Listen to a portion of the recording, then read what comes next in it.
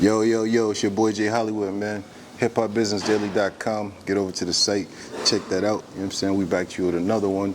Today's show is sponsored by Harlem Cigar Room, 3456 Broadway in Harlem. Go holler at my man O. Tell him Hollywood sent you. Like, show y'all something. If you're a cigar aficionado, you know about this Opus X right here. Hold on a second. I ain't even gonna talk about the price, man. Hold on. Before we get into anything, I'll pull out this good box right here. See this? 20-year Opus X.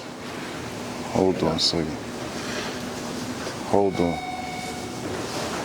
If you know anything about good cigars, man, you know about this right here. This is Fuente line. Hold on. We ain't even gonna get into the prices, you know?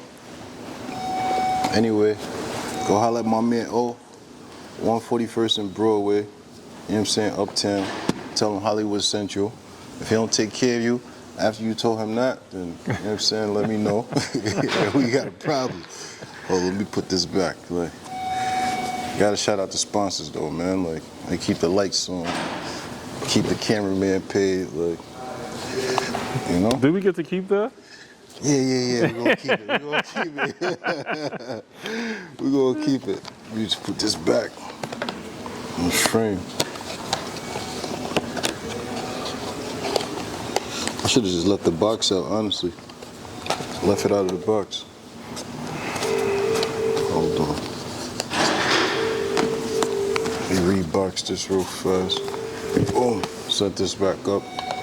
Anyway, today, man, got a special guest. All my guests special, matter of fact. Got my man B. You know what I mean? He's a very, very high-ranking, you know, politician, lobbyist, very high-ranking. I ain't gonna say which party. He's a businessman, you know what I mean? He knows a lot about. Matter of fact, at Hip Hop Business Daily, we like to let our guests like introduce themselves. So without further ado, man, and B, like, yo, welcome to the show, bro. Thank you. Appreciate it. I'm Brant Lewis. I'm a 24-year political veteran. This is my final year. I'm retiring after this presidential cycle. It's been 24 long years. I've enjoyed the ride, but unfortunately, it definitely has to end. This cycle, I will be working with one PA in Pennsylvania, and what we're doing is we're trying to organize voters to come out to vote behind rent prices being too high. So we're organizing around specifically the rent in Pennsylvania, and we're trying to move voters to the polls based on how expensive rent is and what percentage of their income they are spending on rent versus the percentage that they spend to live. So in my case, I'm a New Yorker, so before I moved back to Harlem, I spent 75% of my income to live. Damn. And that's an atrocity. Yeah, and that's the same thing that's happening in Philadelphia, and it's also happening in Pittsburgh. So that's what we're trying to get folks, you know, to go to the polls about. We're trying to get them to go to the polls and think about how much you pay for rent. 75% of rent is crazy. 75% is insane. People who don't know, like, what is an election cycle? What is that? So an election cycle, every 4 years we get together, and as a nation we elect a president. We do the same thing for governor, we do the same thing for mayor. It's not all at the same time. This is just a presidential year. 2024 is a presidential year. We won't have this opportunity again until 2028. So the last one was in 2020.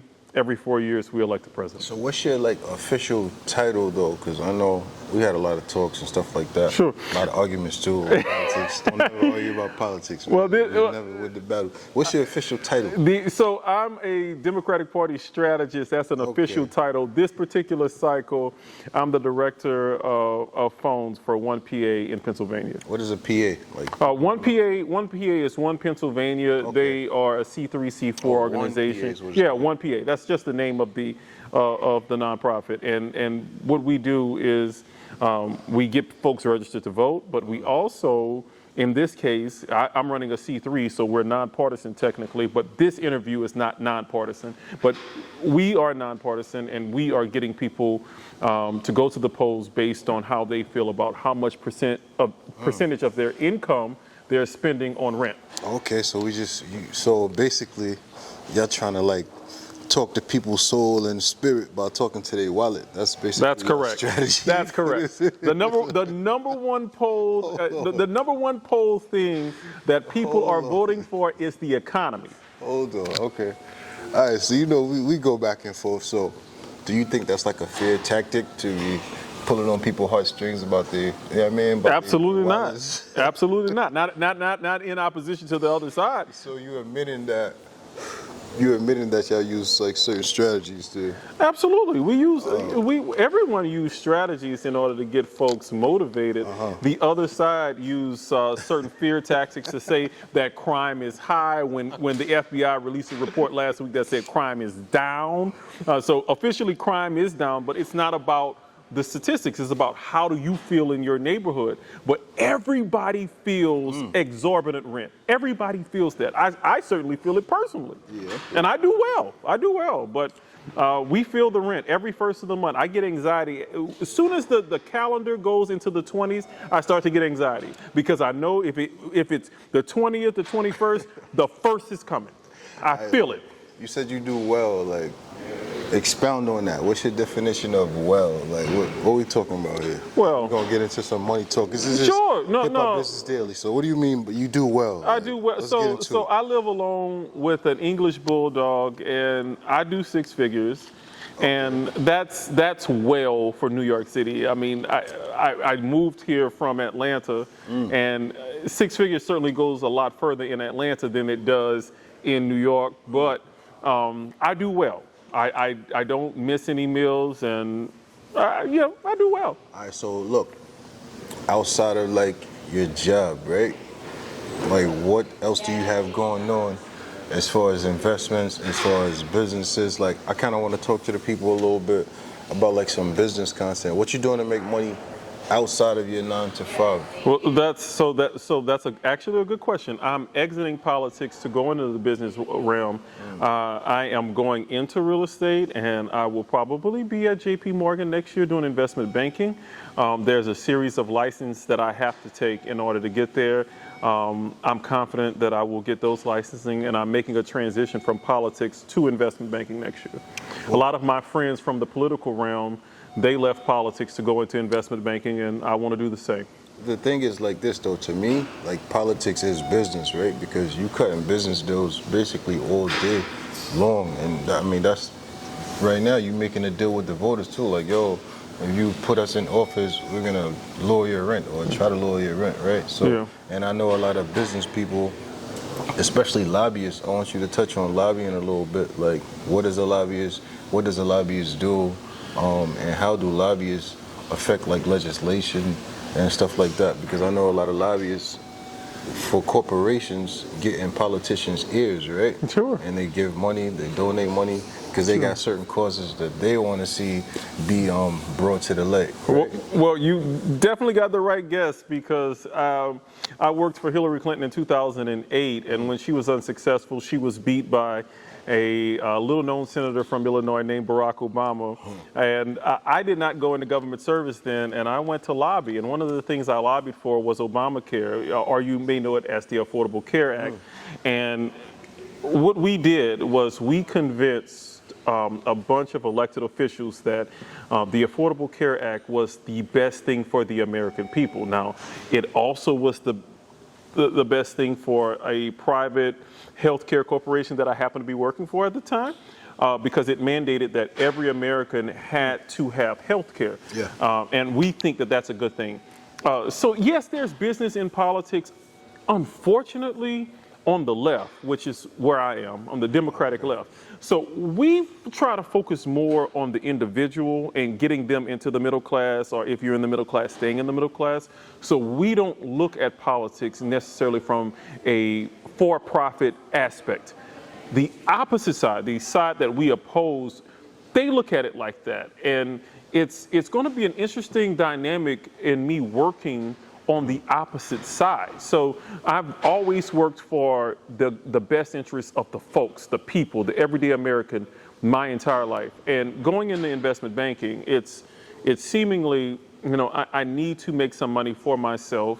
I'm not saying I'm not going to go back into politics as a candidate myself in the future, but going into investment banking is to basically move myself to the next level financially, personally. And this is going to be the first time I've done something personal for me. I've done everything in my life for the benefit of us as a people. And I'm going to take a break for 10 years or so and make some money. Yo, I just want to say this, right? We over here, hiphopbusinessdaily.com, like, we don't endorse no candidate. We don't endorse no party. Whatever this man's speaking on, left, right, outside, that's on him.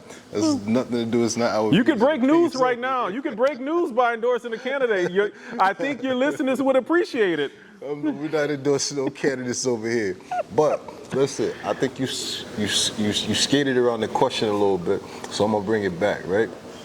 How dirty is the game when it comes to lobbyists and businesses and politics? Like talk real to the people. No, it can get extremely dirty when you talk about the NRA lobby, who they could see countless kids mowed down at schools. They still oppose our side when we say we want an assault weapons ban, that there should be a limit to how many guns a citizen could own. They still fall on the Second Amendment. But it's not just people like the NRA. Also, there are certain companies that don't like competition. So if they have a monopoly on a certain industry, they will lobby politicians, both the House and the Senate, both Congress people and senators, to say, hey, maybe we shouldn't let this new person in. Also, and this is the part that a lot of people don't know, and I always try to harp on, a lot of lobbyists try to prohibit mergers. Mergers. So you saw the Spirit and Frontier merger. They attempted to merge it. The Biden administration said no, that we need more competition. Trust me when I tell you, there were lobbyists saying, hey, we need this merger, we need this merger. Of course, it's for corporate gain, but it's about the citizen. And the Biden administration opposed that because they thought it would lead to less competition. And we want these airlines to compete because we want to keep fares as low as possible. Wait, was that Frontier or was that JetBlue? JetBlue, you're right. It was JetBlue. You're right, it was JetBlue. Spirit stock is it's in the trash right now. It's like $2 or something. Yeah. It went crazy after that. But you're absolutely right. Spirit people talk about Spirit, but they got the best planes out there though. Really? Do they use Airbus? They got the newest fleet of planes and all that. Oh. It's just HUD, I don't know. But I be seeing a lot of business people talk about Spirit like, oh, they don't have to have they could just put a carry-on, book a last-minute flight. And I think they probably use it on the West Coast between like LA and Vegas or Arizona and Cali, feel like that. So anyway, I might give them a shot. I mean, living in Atlanta so many years, I'm a Delta loyalist. So, we are institutionalized with Delta, but I've never had a Spirit flight, but I'm willing to give them a shot. Yo, let's switch. Nah, you don't gotta give them a shot because I would never take a Spirit flight. But I still feel like you kind of skipped around my question, right? So I'm gonna press you a little bit more. What is a lobbyist's job like? When you go to these after-work functions, when you go to these political receptions and dinners and happy hours, what is a lobbyist there doing? Like, give some insight to the people without getting yourself in trouble, getting nobody in trouble, but what really goes on behind the scenes between these corporations and these politicians, and how we see Eric Adams just got indicted for accepting money, and we see certain things in the news is corruption and bribery and stuff like that. What really happens behind the scenes with these lobbyists, and how do they get away with legal bribery to push their agenda? In social settings, most of the time lobbyists are going to approach politicians and try to get them to have private meetings at dinners. And at those private meetings at dinners, they're going to try to get them to vote one way on a piece of legislation, or even to produce legislation that would enhance and favor the corporation that they represent. That's technically what lobbyists do. I've done it. In certain states and in certain areas, there's a limit to how much you could spend on a politician, how much we could spend whenever we take them to dinner or whenever we take them, out socially. Yeah. But we have an agenda, and we are trying to get them to go along with our agenda, and we're trying to convince them that our agenda benefits them. I haven't done that in many years, but I did do it at a point in time in my life. Because the politicians are on committees, right? Yes. And then certain committees make certain That's right. laws, right? Certain So talk committees, about certain laws are introduced through committee. Naturally, if it's voted out of committee, it has to go to the full body, and then it has to go to the other side. It's a long process, but lobbyists have relationships with everybody in the process. So if you are a lobbyist for, let's say, the NRA, right? Well, no, let's not say NRA. Let's say AT&T. There's a lobbyist that is assigned to every member of Congress. And whenever they track that progress from one side of the House to the Senate, and then from the Senate to the presidency, all the way until the bill becomes law. So yeah, it's a problem, but corporations, the Supreme Court has ruled, has a right, they have a voice, and they have a right to lobby a politician. The politician has to stand firm and say, hey, that's a bridge too far. I'm standing with my people. But a corporation has a right to ask them to vote this way or that way. So what made you want to hop into investment banking? That's like a stark contrast from, politics. And most politicians don't make that much money. So that's why I was asking you, outside of, politics, what you got going on, because here we try to put people into game, how to get money, how you get money a little bit without prying too much into your personal life. Mm-hmm. What made you get into investment banking, number one? And just touch on a couple of things that you're doing, or just put the people on to some ways of getting money, because everybody's not going to be out here trying to be a politician. No, I get that. So it's me getting into investment banking has absolutely nothing to do with anything other than getting money. That's what it's all about. So first step that I'm taking is to get a real estate license.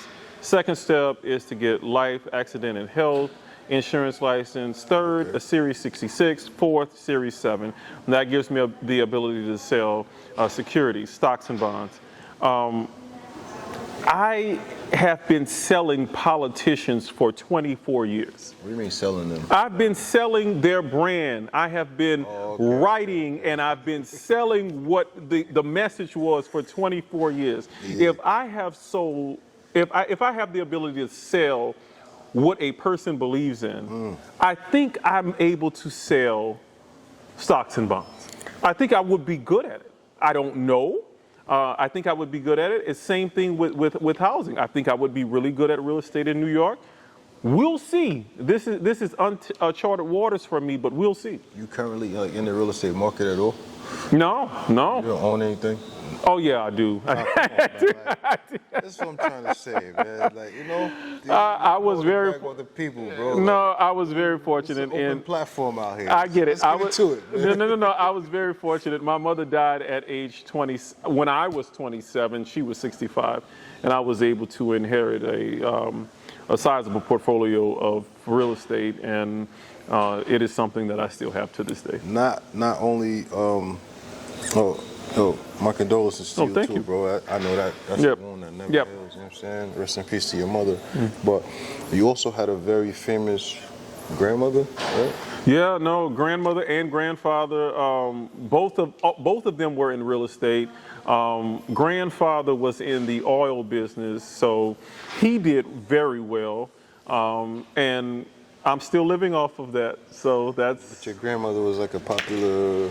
No, my grandmother was just a pianist. No, she was a pianist, and she worked in a school library. She was a librarian. No, but she was a pianist for a big group, I forget which one. Oh, the Caravans. Oh, okay. The Caravans on the road show. Yeah. This is Hip Hop Business Daily, bro. I get it.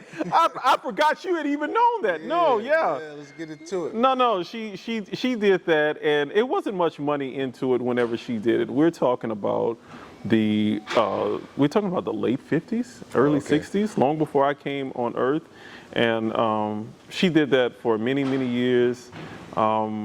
grandfather was he was the money guy. He couldn't read or write, but he was the money guy. Yo, check this out, right? So,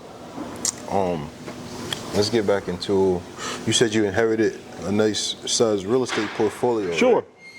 So, I'm sure that came in like some type of trust or estate. Yep. So talk to the people about trust and estates. Like if I wanted to set one up, if the viewers wanted to set one up, what's the first step? First, you gotta have some money, right, or assets. You do. Second of all, to protect your assets, or you want to pass down to your children or to generations, like what's the first step in setting up a trust or an estate?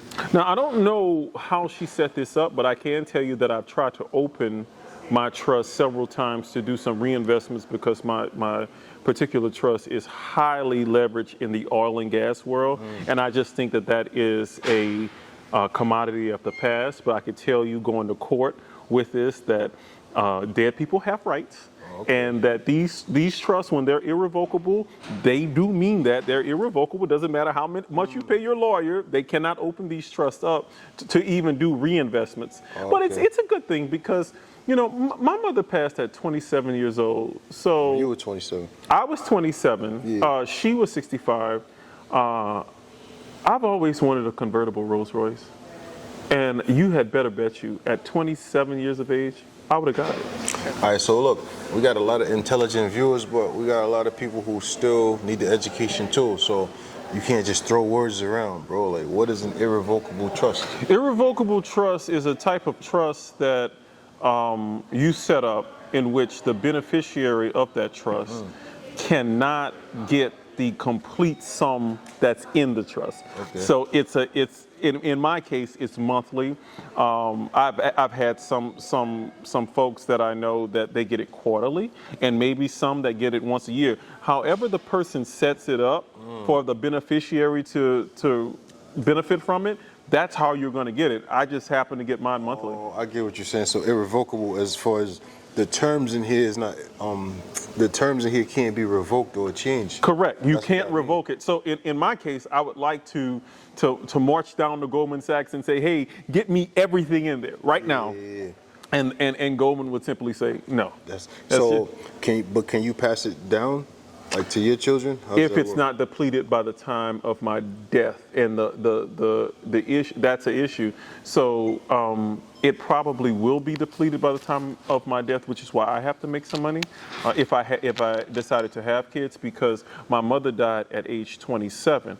Had she lived much longer, and I started benefiting from it at a much later age, there may be some left over for my kids. Yeah. But I started pulling off of it at age 27. So, you know, the chances of it being there if I live to age 80 is yeah. So let's go back a little bit, right?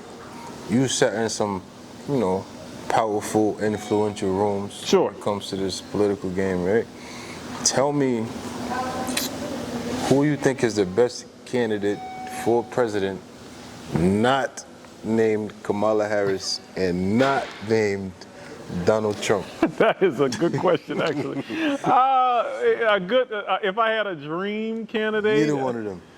Dream candidate, I would probably say Gretchen Whitmer, the governor of Michigan. Has nothing to do with the fact that both she and I are born on August 23rd, but Gretchen Whitmer has really done well in being able to speak to a state that is really neutral. She knows how to speak to people who are rural and people who are very urban. She would be my girl if I had a dream candidate just flat out. But I'll go a step further. If I were a Republican and there was a Republican that I would want to choose for president, it would be John Thune. He's a United States Senator from South Dakota. Fair-minded guy, smart guy. He's very business-oriented. Probably too much to my liking, but he is an old school conservative, a George Will Republican, a Ronald Reagan-esque type character. Yeah. But that would be the two that I would like to see, but I don't think we're there as a country anymore. We like polarizing figures now. Election distractions. That's a myth or that's a real thing? No, it's a we real want to thing. know what's real, man. No, What's I up? do it. I do it all the time. I do it all the time. Election distractions is completely real. It's Okay. like, this is the thing that's important. But people like me who have jobs like I have, they say, "Oh, this is important, but please look over here. Look over here. This is really important to you, but look over here." That's why you have so many That's crazy. people. You have so many people who live under the poverty line, and they're supporting a billionaire for president whose major policy platform is giving a tax cut to the wealthy. That's insane. That's completely insane. They hate Democrats who literally support their bread and butter daily, but they're going to support this guy simply because culturally they feel a connection to him. And that's something that's happening in politics. I call it the culture of politics. I feel like you're speaking a little bit indirect, man. Like, what base are you speaking to, like, specifically, bro?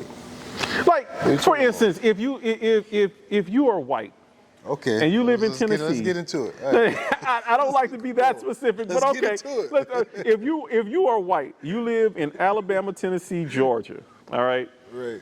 You make less than $40,000 a year. You have no business voting for Donald Trump. I'm sorry. This is a New Yorker who lives in a penthouse and has a resort in Mar-a-Lago, Florida. Like, that's not your guy. The person who makes sure you have your food stamps by the 3rd, your damn check on the 1st or 3rd, that's your person. But you demean them because minorities happen to be with them and you don't identify with those people culturally. So you're literally hustling backwards because you don't identify with them. So you support the guy who you culturally identify with, which is insane to me. All right, but listen, you don't feel like, again, we don't endorse political candidates or political parties. We don't do it over here. This is all him. This is nothing to do with me. Look, you don't feel like both parties are kind of the same, though, bro? No. Come on. No. You don't think so? You No. don't think they want No, to say? I won't lie and say we have our bag of tricks, but I mean, pulling the sheet over people's eyes like they do, we don't do that. That's not my point. My point is, at the end of the day, right, when the lights are off, the cameras is off, the session's ended, you know what I mean, we all at the receptions together. You don't think it's Democrats and Republicans in the same reception, mixing and mingling and working out deals together? So what I will concede to you is that Democrats and Republicans, yes, we do talk. Like, there are people on the right that I talk to. But one thing I will say, that's not what's happening with this Trump thing. That's not that. That's not the same thing. My Republican colleagues will be like, yeah, we know that this is probably the right thing to do, but he won't go for it. So this Trump phenomenon, having the Republican Party in a chokehold, this is something new. But yes, Democrats and Republicans do talk after hours. We do. We get on TV and we act like we hate each other, and we definitely talk after hours. But there are still policy differences that neither side is willing to concede. And what are some of those? The issue of women. I mean, letting women do what they want to do with their own bodies versus the other side who, through the Dobbs decision, the Supreme Court had that decision last year or 2 years ago and decided that, you know what? Maybe women can't do what they want to do with their own bodies.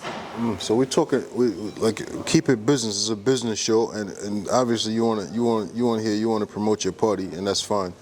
What are some economic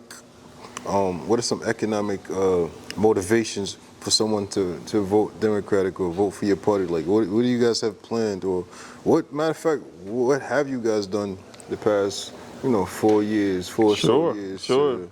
So Build Back Better was one of the most premier pieces of legislation that has ever passed the United States Congress and was signed by Joe Biden. It put a lot of people to work. A lot of the construction you see around New York City is a result of Build Back Better. A lot of the decrepit bridges that you see and you're frustrated because you're in traffic because they're fixing them is a result of Build Back Better. That's what has been done. But I can tell you this, if you make less than $150,000 a year, Kamala Harris will give you a tax cut. If you're a small business and you have less than $100,000 to start your small business, she will give you a bump. We're going to call it a tax credit, but she will give you a cut on taxes if you make less than $75,000 a year. Your taxes will be cut. What do we get from the other side? Your taxes will be cut if you make more than $250,000 a year. So, there's a stark contrast. If we're talking strictly from the economy, having affordable housing is a big part of Kamala Harris's platform. So housing is a big issue in my area in Harlem. It's not an issue that we don't have enough space or we don't have enough housing. We don't have enough affordable housing. So we have a lot of condos, we have a lot of new developments, but people can't reach that. What Vice President Harris proposes as president is that we have more housing that people could actually reach with a working salary and working wages. That's the contrast in this election. Let me ask you a question though, right? So that's everything that she wants to do if she is elected president, right? Sure.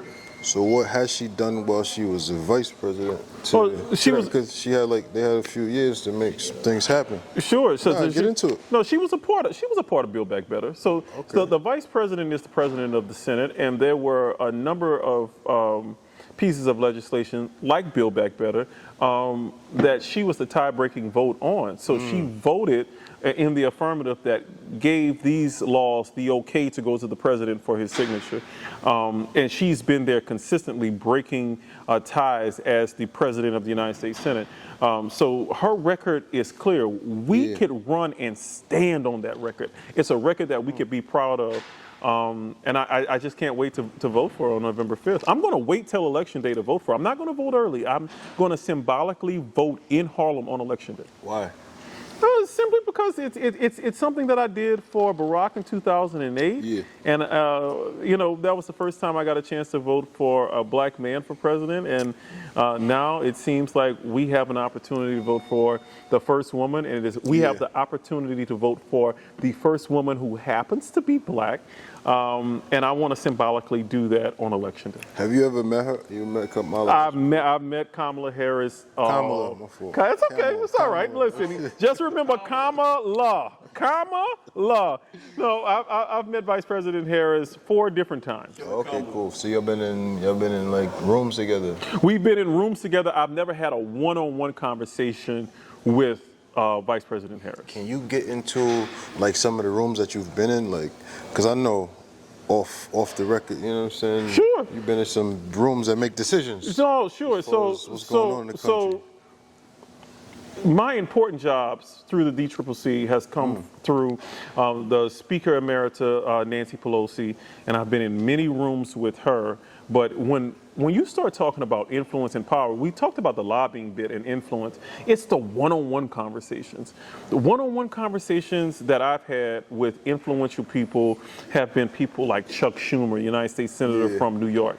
He always has one-on-ones with me. We had a one-on-one at the Labor Day parade just a couple weeks ago, and I just told him, like, listen, we have to keep the Senate. We got to get John Tester reelected. We got to get Sherrod Brown in Ohio. And he went through the different tactics and things that he was doing to get these people elected. And he offered me the opportunity to get involved. So it's more the one-on-ones. And I've had a lot of one-on-ones with Pelosi, with Cedric Richmond, former United States congressperson who is a senior advisor to President Biden. I've never had a one-on-one with President Biden. Now, I've never had a one-on-one with President Biden. I've met him like 7 times, but I've never had a one-on-one conversation with him like I have with the Clintons. Hey, man, he probably wouldn't be missing much. Look, I'm glad you brought up Nancy Pelosi, though, right? That's my girl. That's your girl. All right, That's my girl. It's hiphopbusinessdaily.com, so we talk to business, right? Sure. How do you feel about Nancy and her husband and certain other politicians, like getting the jump on certain things like NVIDIA, knowing when to buy, knowing when to sell, like, and did you know that there's an ETF out there now, one that tracks all of her trades, and then one that goes anti her trades? Did you know that? Yeah, you know what? So I'm going to say that I did know that, but I only found this out yesterday. It's an ETF. When I was researching for this show, I was doing some research for this show, and I was like, is there anything about Speaker Pelosi that could throw me off? And I came across this Yeah, information, bro. and I did not know this exists. So, but okay, cool. So you skipped my original question, which was, how do you feel? How do you feel about her seemingly to just know when to buy and when to sell certain stocks like Nvidia, for example, and making millions and millions and skating off into the sunset? What do Well, you feel about that? I will tell you that Speaker Pelosi and Paul Pelosi have been rather wealthy for a very long time. She comes from a storied political family. Father and brother was mayor of Baltimore, and of course, she and Paul moved to San Francisco to start their lives. She became a congressperson and on to being a speaker. They've always done well. I don't think that there is anything that they have done that is nefarious. But again, that is in the eyes of the interpreter. I get that. It's in the eyes of the interpreter. I get that. But I think she's done well. No, I don't think so. She's a highly ethical person. Really? Absolutely. All politicians highly ethical? No, she is. All politicians are not highly, on both sides. They're not highly ethical, but I will say that she is a deeply principled person. You could give some examples of people who are not ethical? No, I can't. Particularly if I worked for her. No, I can't. Why? No, I mean, it's, we sign certain things whenever we sign up, and So you do admit that the game is kind of dirty, and it is about money. At the end of the day. Oh God, it's not kind of dirty. It's really dirty. It's really about money on both sides, yes or no? Which is what I was asking you in the beginning about the lobbyists and the influence on the laws. Like, is the United States of America for sale or not? That's what we want to know. It's not. So let me say it. Yes, it is all about money. However, there's one side that cares about people who don't have, and then the other side who cares about people who do have.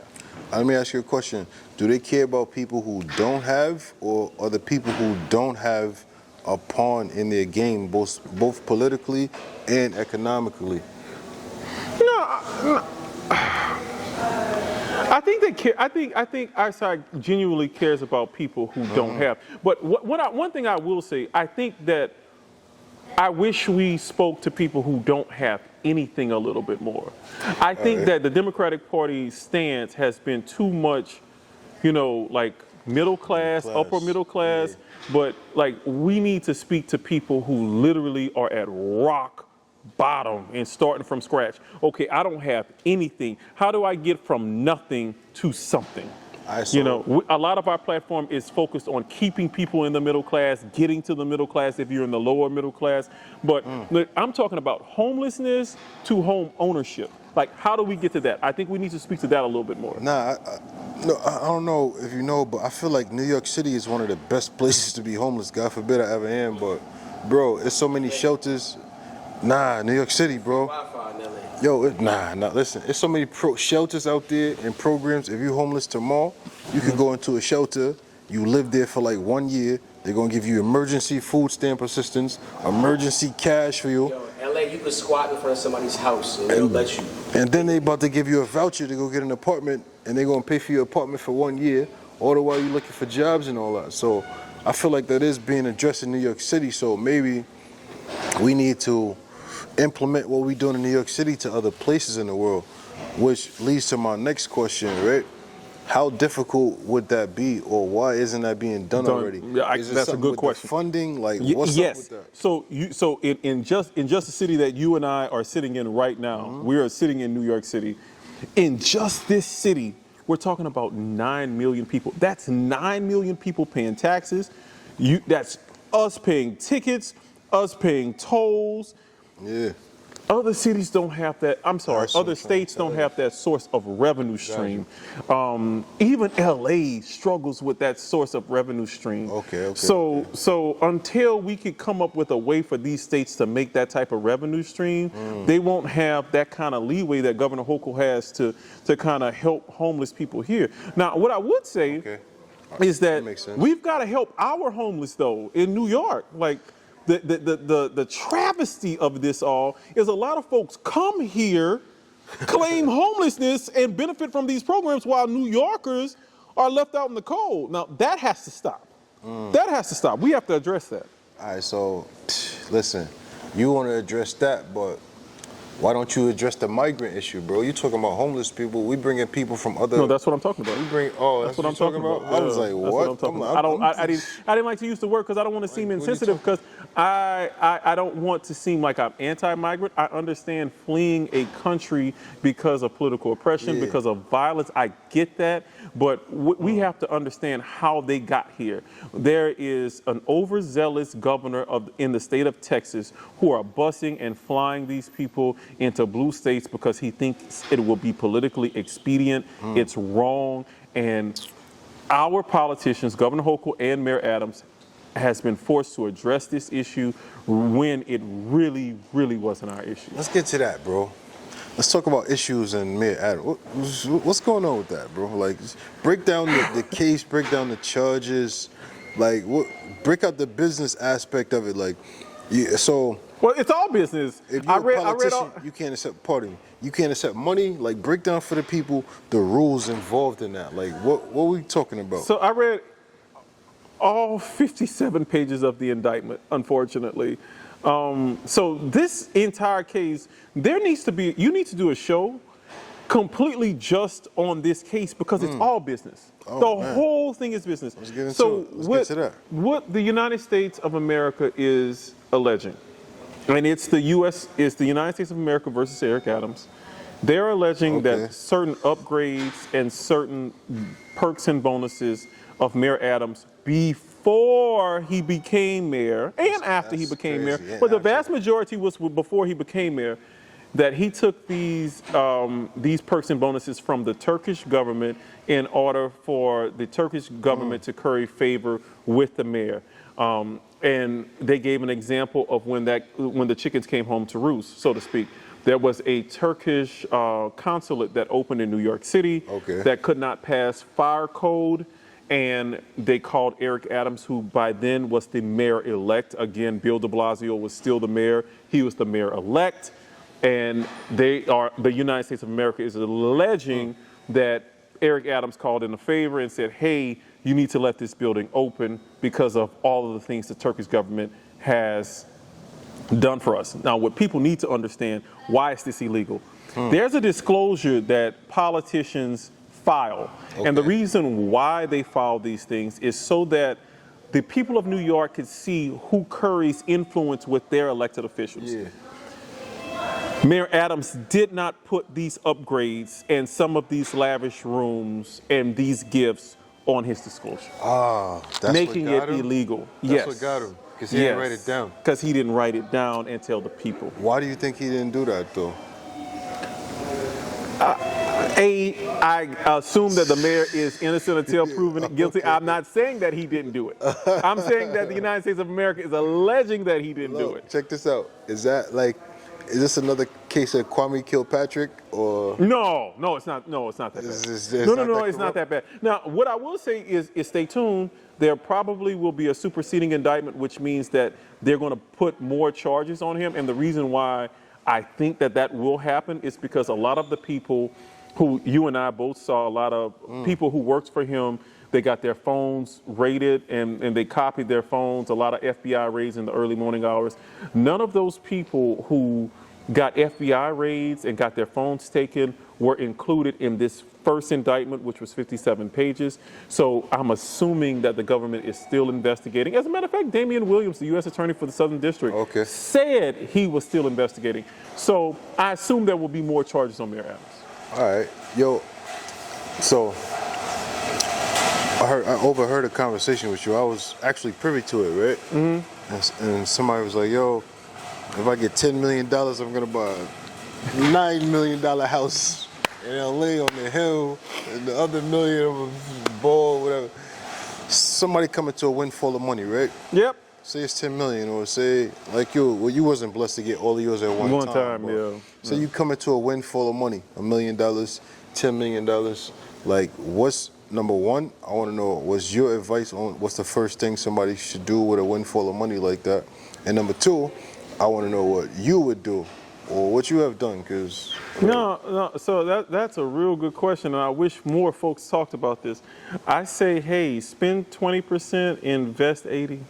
And safely invest, not not pie in the sky investments, safe investments, investments that you know you're going to get a return. If you are of a certain age, I would say take more risk.